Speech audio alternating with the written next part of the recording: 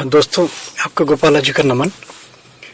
कुछ ऐसी चीजें हैं जो आज भी चमत्कार बनी हुई हैं, आज भी एक अजूबा बनी हुई हैं, आज भी एक अनबूझ पहेली बनी हुई हैं और इनके ऊपर निरंतर खोज का कार्य चल रहा है।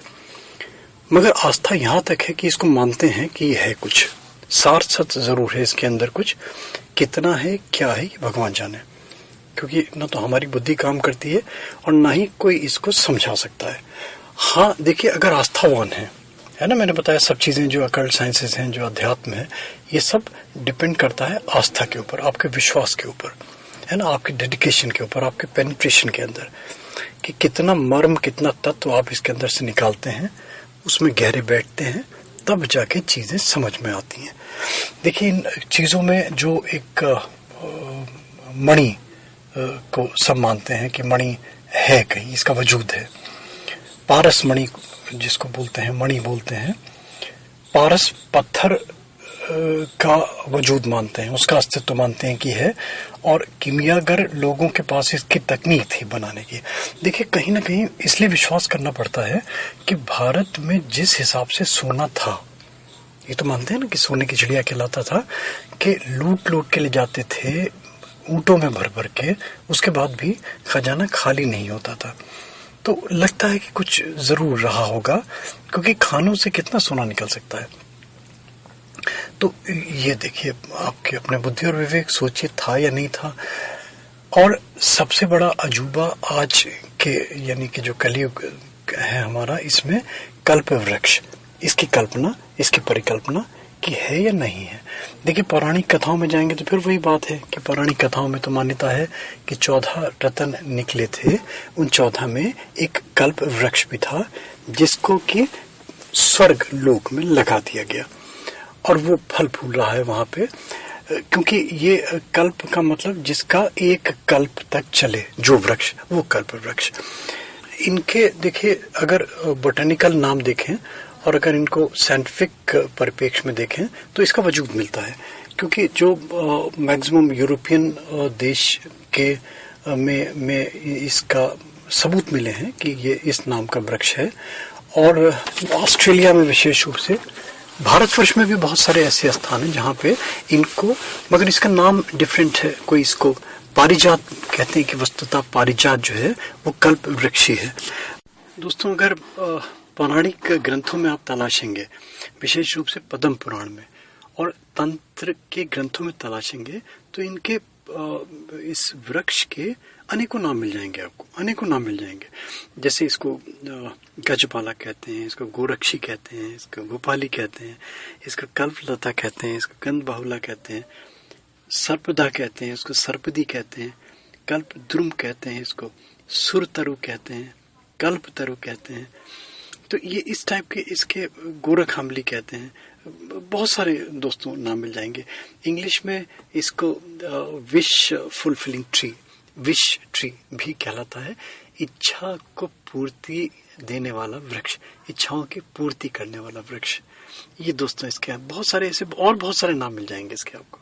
बोटेनिकल नाम जो इसका जो अब मिलता है हमें, बाओबाब, ये जो कॉमनली नोन है, बाओबाब नाम से ये जाना जाता है। एडेंसोनिया डाटा इसका नाम है। ये बेसिकली जो है ये एलेसी फैमिली का ये वृक्ष है और बहुतायत में मिलता है। अफ्रीकन कंट्रीज में बहुत ज़्यादा बहुतायत में मिलता है। इसके मैं चित्र भी दे रहा हूँ, जो जिसको कि कल्प वृक्ष का नाम दिया गया। भारतवर्ष में इसकी मान्यता है।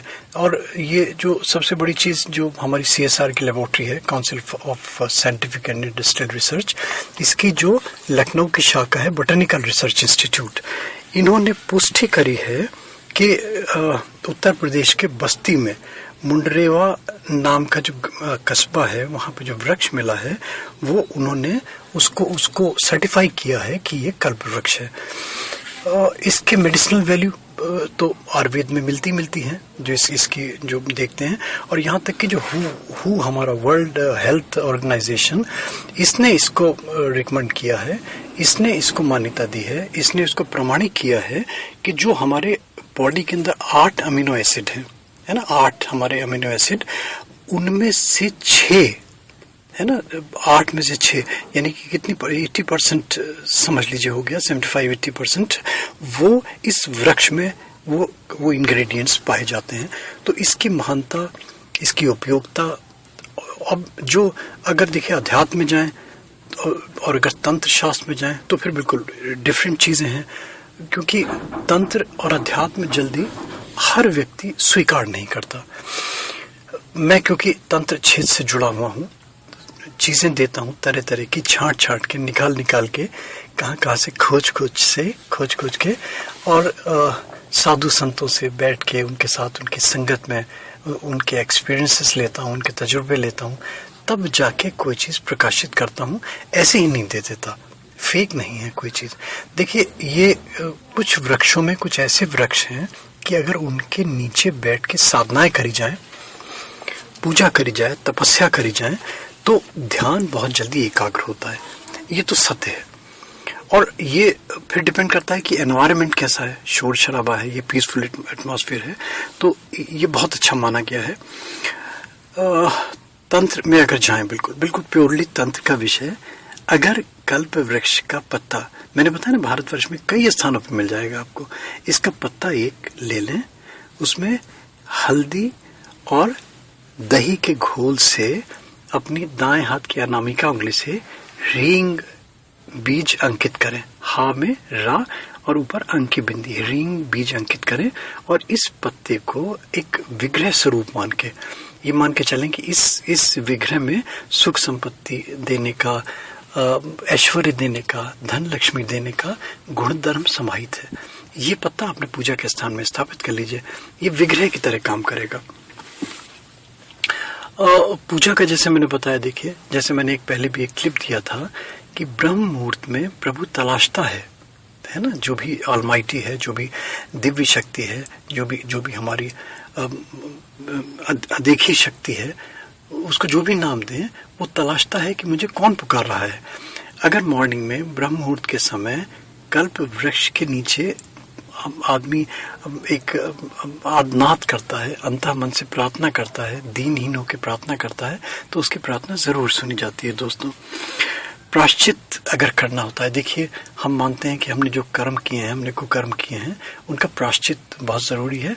और अगर मान लीजिए इसका प्रायश्चित नहीं होगा तो क्या होगा, फिर हमें जन्मांतरों तक भटकना पड़ेगा उस प्रायश्चित से उऋण होने के लिए, क्योंकि जो हमारा जन्म होता है ना, तो ये प्रायश्चित स्वरूप ही है, ऋण स्वरूप ही है। तो उन ऋणों से उऋण होने के लिए सबसे अच्छा है कल्प वृक्ष की प्रदक्षिणा करे, और प्रदक्षिणा करने के साथ साथ जल ले ले, जल में थोड़े से चावल डाल ले, चावल चारों तरफ छिड़कता रहे, परिक्रमा करता रहे, जितनी शक्ति है, 1, 2, 4, 5, 10, 108, 1 माला 2 माला, जितनी शक्ति है, मतलब रो के दीनहीन बन के कि हमें प्रभु हमें ऋणों से उऋण करे, मात्र इतना। इसका बांधा देखिए बड़ा दुर्लभ है, नहीं मिलता इसका बांधा। मैंने पहले भी बताया था कि एक वृक्ष में कोई दूसरा वृक्ष अगर पनप जाता है, पैरासाइट्स कहलाते हैं ये, अगर ऐसा कोई भी पौधा हो, उसकी जड़ अगर मिल जाए, तो उसके तांत्रिक बहुत सारे उपाय करे जाते हैं।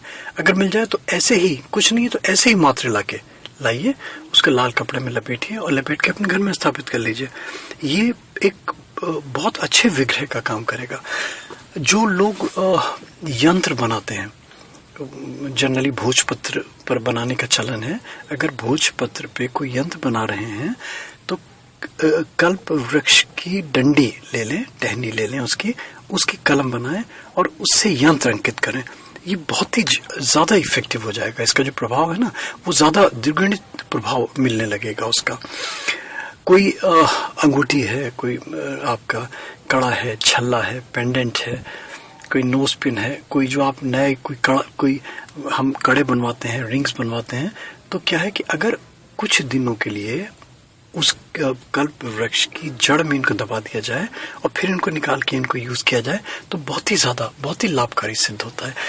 दोस्तों, इसका फल अगर मिल जाता है तो उसमें लक्ष्मी जी को आकर्षित करने का गुणधर्म छिपा हुआ है। वो अगर फल मिल जाए, वो उसको अष्टगंध से उसको लेपन कीजिए और लाल कपड़े में उसको रैप कर लीजिए और ऐसे ही अपने पूजा के स्थान में रख लीजिए। और जो भी मंत्र जाप करते हैं आप लक्ष्मी स्वरूप, उन लक्ष्मी स्वरूप मंत्रों का जाप कीजिए आप, तो ये लक्ष्मी वृद्धि के लिए, सौभाग्य की वृद्धि के लिए, धन धान्य की वृद्धि के लिए बहुत ही अच्छा सिद्ध होगा।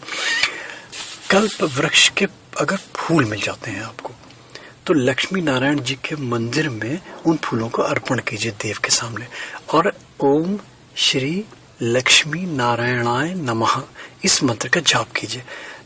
आप देखिए आपको कितना अच्छा फल मिलेगा।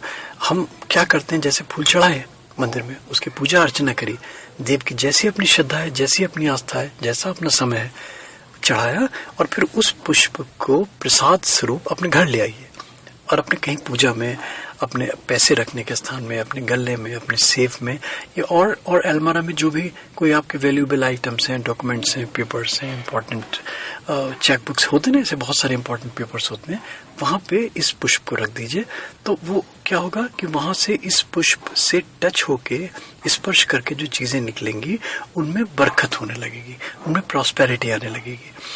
ये दोस्तों छोटी छोटी सी चीज़ें, छोटे छोटे से उपाय, इनको आप करें, इनको अमल करें और इनको तलाशें।